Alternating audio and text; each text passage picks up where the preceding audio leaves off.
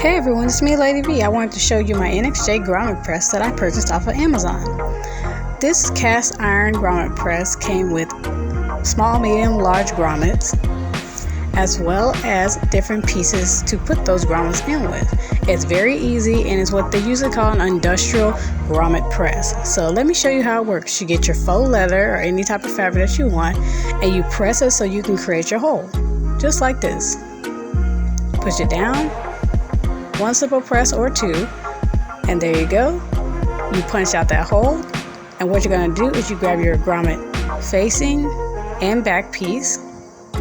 You're going to put the front piece on top of there, then your fabric, and then the back piece. Once securely in place, you will be able to press down, and I hit it about 2-3 times to make sure it is secure. As you can see, there is the grommet in place.